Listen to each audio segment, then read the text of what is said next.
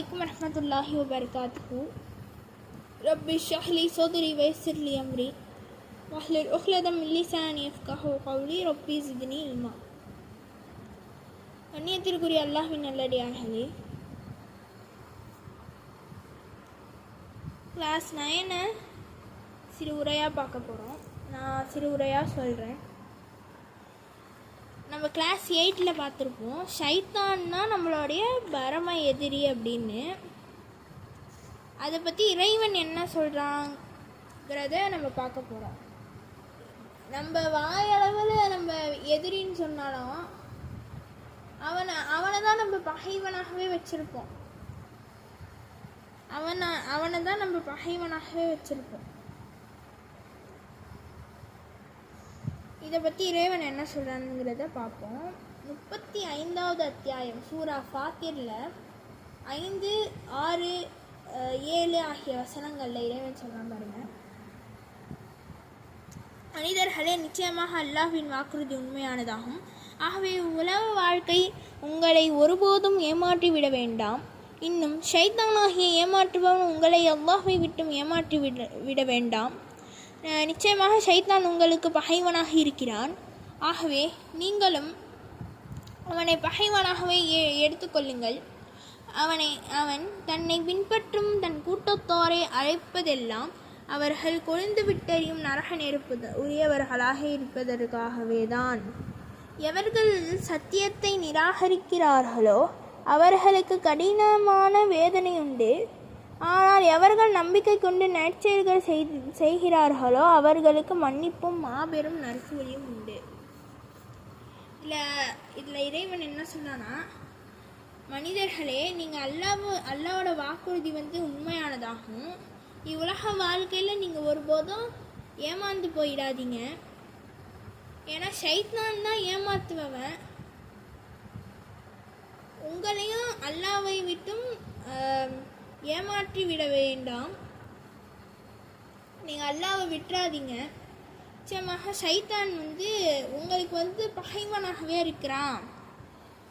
ஷைத்தான் என்னவா இருக்கான் சொல்கிறாங்க, பகைவனாக இருக்கான். அது உண்மைதான். இந்த இதில் நம்ம எது ரொம்ப நிறைய பாவங்களில் ஈடுபடுறோம், அல்லாஹ் நம்மளை பாதுகாக்கணும். இந்த பாவங்கள் எதனால் வருதுன்னா ஷைத்தானும் இதில் ஒரு காரணம்தான். இதை செய்ய சொல்வான். இப்போ தொழுவை நிற்கும்போதே நம்மளை ஷைத்தான் வழி கெடுப்பான். நீ இதென்ன, நீ அங்கே வேலை இருக்கு பாரு, போ அப்படிங்கிற மாதிரி. அது உண்மைதான், பகைவனாக இருக்கிறான். ஆகவே நீங்கள் அவனை நீங்கள் பகைவனாக எடுத்துக்கொண்டா என்ன ஆகும்? கொழுந்து விட்டாரையும் நரக நெருப்புக்கு அவன் உரியவர்களாக உங்களை ஆக்கிடுவான் அப்படின்னு சொல்கிறான் இறைவன். அதனால நம்ம ஷைத்மான்கிட்டேருந்து அல்லாஹ்கிட்ட எப்போதுமே பாதுகாப்பு தேடணும். எவர்கள் சத்தியத்தை நிராகரிக்கிறார்களோ அதான் சொல்கிறான், எவங்க சத்தியத்தை நிராகரிக்கிறாங்களோ அவங்களுக்கு கொழுந்து வெட்டு நெருப்பு தான். எவர்கள் நம்பிக்கை கொண்டு நம்ம இப்போது ஒரு பாவத்தை செஞ்சிட்டோன்னா அது நம்மளுக்கு தெரிஞ்சிடுச்சுன்னா அதை நம்ம இறைவன்கிட்ட நம்ம ரொம்ப பாவ மன்னிப்பு கேட்டால் இறைவன் மன்னிப்பவனாகவும் மிக பெரும் நற்கூலி கொடுப்பான். சொல்லலாம். அப்புறம் என்னன்னா 17வது அத்தியாயம் 64வது வசனத்தில்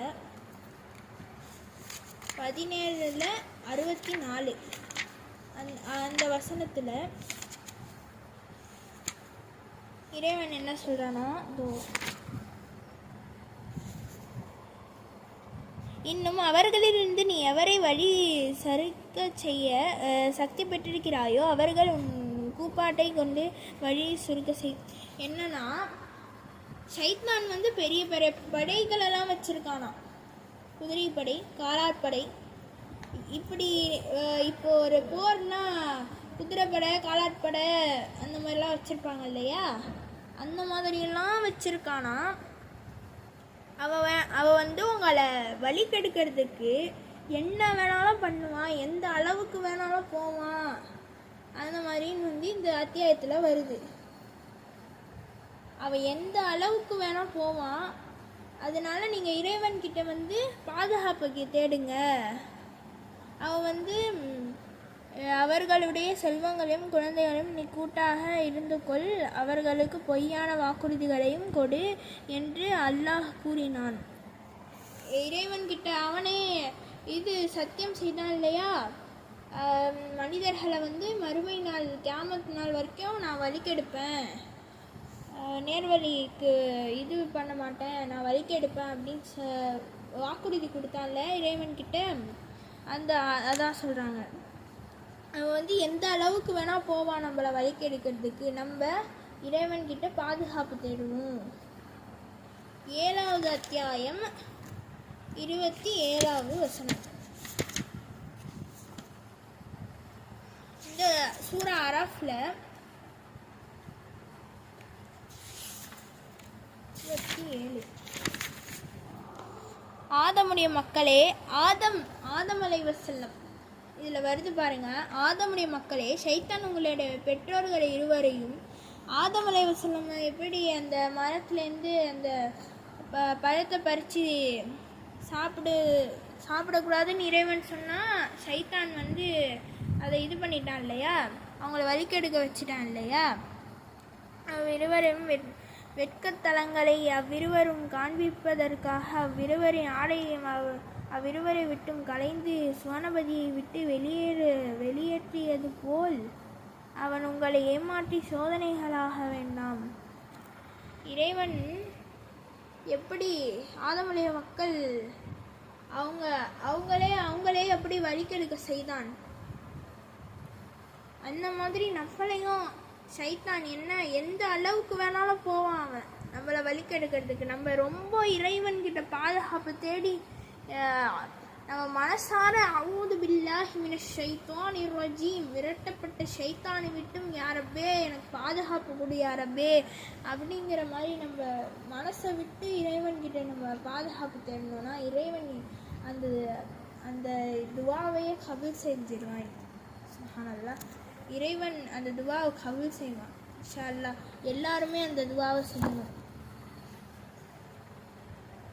இறைவன் சூரா குல் அஊது பிரப்பின் நாஸ், அதுலேயும் இறைவன் ஷைத்தான் எந்த அளவுக்கு மறைந்திருப்பான் என்று அல்லாஹ் சொல்கிறான் இல்லையா. இப்போ 4வது அத்தியாயம் 120வது வசனத்தில் இறைவன் அவன் வந்து ஒரு விஷயம் நம்மளுக்கு வேணாம் அப்படின்னு சொன்னால் அதுலேயே ஆசையை மூட்டி விட்டுடுவான். அந்த விஷயம் வந்து கெட்டதுன்னு தெரியும், ஆனாலும் ரொம்ப ஆசையை வர வச்சு அதை வந்து செய்ய வைப்பான் ஷைத்தான். ரொம்ப ஆசையை மூட்டி அந்த விஷயத்தை செய்யக்கூடாதுன்னு நினச்சி செய்ய வைப்பான். அந்த அளவுக்கு அவன் வந்து எக்ஸ்பீரியன்ஸ் உடையவன் அப்படின்னு இறைவன் சொல்கிறான். அதனால் நீங்கள் பார்த்து இருந்துக்கோங்கப்பா அப்படிங்கிறான். 8வது அத்தியாயம் 107வது வசனத்தில் 107 அந்த வசனத்தில் இறைவன்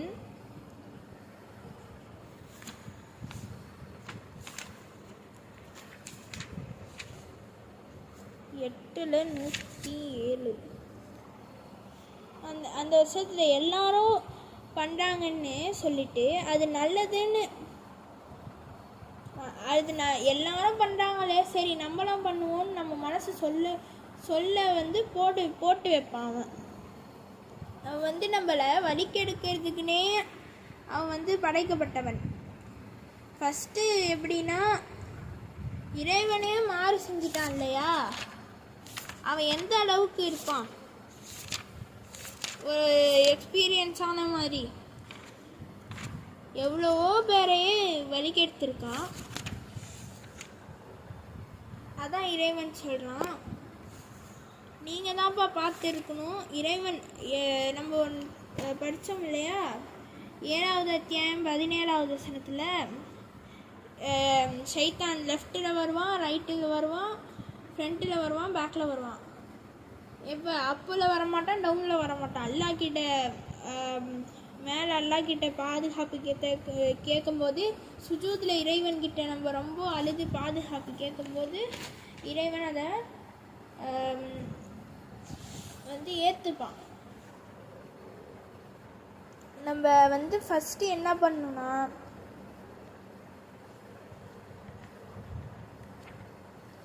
முத்தகீன்களாக ஆகணும். 8வது அத்தியாயம் 48வது வசனம். ஷைத்தான் அவர்களுடைய பாவச் செயல்களை அவர்களுக்கு அழகாக காண்பித்து, இன்று மனிதர்களில் உங்களை வெற்றி கொள்பவர் எவரும் இல்லை, நிச்சயமாக நான் உங்களுக்கு துணையாக இருக்கின்றேன் என்று கூறினான். இரு படைகளும் நேருக்கு நேர் சந்தித்தபோது அவன் புறங்காட்டி பின் சென்றான். மேலும், நிச்சயமாக நான் உங்களை விட்டு விலகி கொண்டேன். நீங்கள் பார்க்காததை நான் பார்க்கிறேன். நிச்சயமாக நான் அல்லாஹுக்கு பயப்படுகிறேன். அல்லாஹ் தண்டனை கொடுப்பதில் கடினமானவன் என்று கூறினார். அவன் வந்து ஷைத்தான் என்ன பண்ணுவான், அவங்க பாவம் செய்கிறாங்கன்னு அழகாக காண்பித்து விடுவான். இந்த மனிதர்களில் உங்களை வெற்றி கொள்பவர் எவரும் இல்லை. ஈகோவை வர வைப்பான். என்னை போட்டி போட யாரு, அந்த மாதிரி ஒரு ஈகோ. இப்போ ஒருத்தவங்களுக்கு இப்போ உன்னை விட நான் தான் பெரியவன் அந்த மாதிரின்னு சொல்லிட்டு ஈகோவை வர வைப்பான் ஷைத்தான். அப்படி சண்டையை மூட்டி விட்டுருவான். நம்மளை பாவத்திற்கு அழைத்து செல்பவன். 7வது அத்தியாயம் 201வது வசனம்.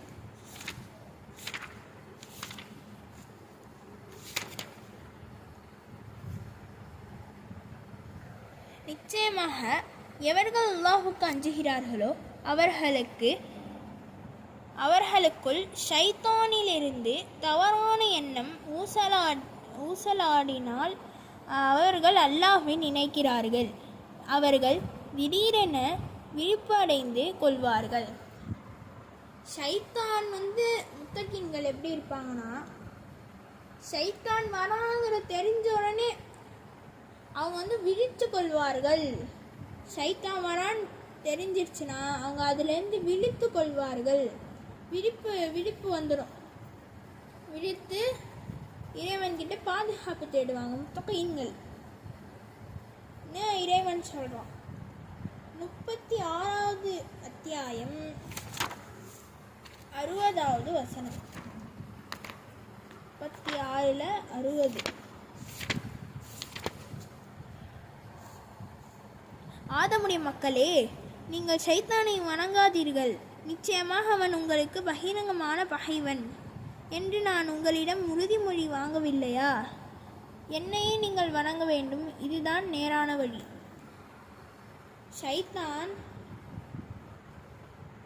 ஷைத்தானை வணங்காதீங்க. நிச்சயமாக அவன் உங்களை பகிரங்கமான பகைவனாக தான் வச்சிருப்பான். நம்ம வந்து ஷைத்தானை பகைவனாக வச்சிருப்போம். அதுக்கு நாங்கள் உறுதிமொழி வாங்கவில்லையா?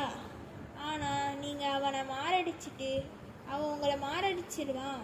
அதனால் நீங்கள் அவனை தவிர்த்துட்டு என்ன வணங்குங்க. இதுதான் நேரான பாதை அப்படின்னு இறைவன் சொல்கிறான். நம்ம டார்கெட் என்னவா இருக்கணும்னா, ஷைத்தானை எப்படியாச்சும் நம்ம வந்து இப்போ எப்படிப்பட்ட விரோதியாக இருந்தாலும் ஷைத்தான் மாதிரி ஒரு விரோதி வரவே முடியாது. நம்மளை நாசத்திற்கு அழைத்து செல்ற ஒரு ரொம்ப ஒரு இதுவான விரோதி அவன். குரான் நம்ம வந்து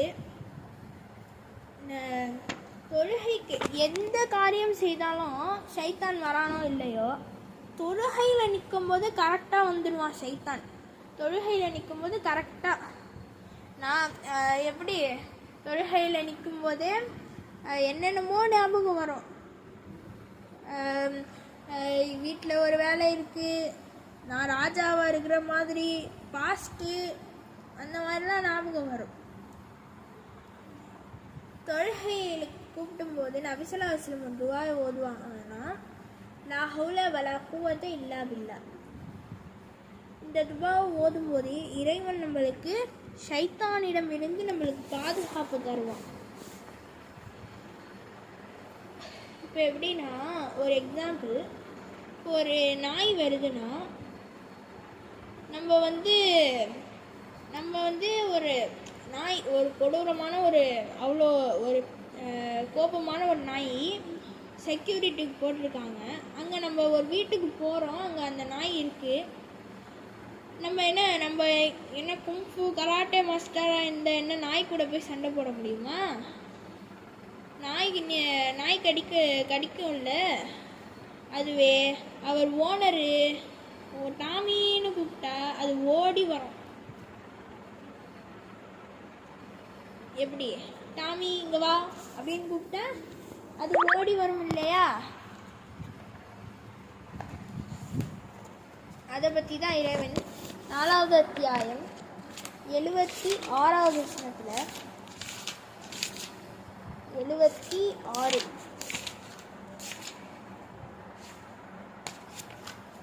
இந்த வசனத்தில் என்ன சொல்கிறான்னா,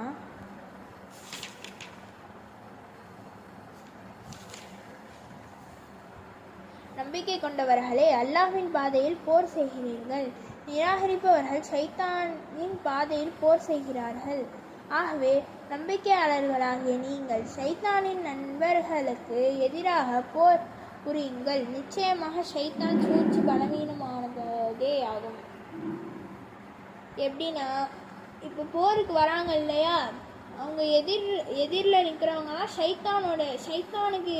ஷைத்தானுக்காக போர் செய்கிறாங்க. அவங்க வந்து ஷைத்தானுடைய நண்பர்கள். அதனால நீங்கள் போர் செய்யும்போது அவங்க எப்போதுமே அவங்க எப்போதுமே பலவீனமானவர்கள் தான். ஏன்னா இறைவனுடைய உதவி இல்லையா? இறைவன் எவ்வளோ பெரியவன், அவனுடைய உதவி இல்லாமல் எதுவுமே செய்ய முடியாது. அதனால் நீங்கள் இறைவன் மேலே தவக்கல் வைங்க, இறைவன் மேலே ஒரு நம்பிக்கை வைங்க. இறைவன் உங்களுக்கு உதவி செய்வான். நம்ம எப்போதுமே எப்படி இருக்கணும்னா, ஷைத்தானிடமிருந்து பாதுகாப்பு தேடி அல்லாஹ்கிட்ட அழுது அல்லாஹ்கிட்ட துவா செய்யணும். இன்ஷா அல்லாஹ், அல்லாஹ் நம்மளுக்கு நேர்வழி காட்டுவான். குர்ஆன் ஓதும்போது சிலிர்க்கணும். டெய்லிக்கும் அல்லாஹ்கிட்ட அழுது அல்லாஹ்கிட்ட துவா செய்யணும். இன்ஷா அல்லாஹ், இறைவன் நம்மளுக்கு ஷைத்தானுடைய தீங்கிலிருந்து இறைவன் நம்மளுக்கு பாதுகாப்பு தருவானாக என்று கூறி என் உரையை நிறைவேற்றுகிறேன். அஸ்ஸலாமு அலைக்கும் வரஹ்மத்துல்லாஹி வபரகாத்துஹு.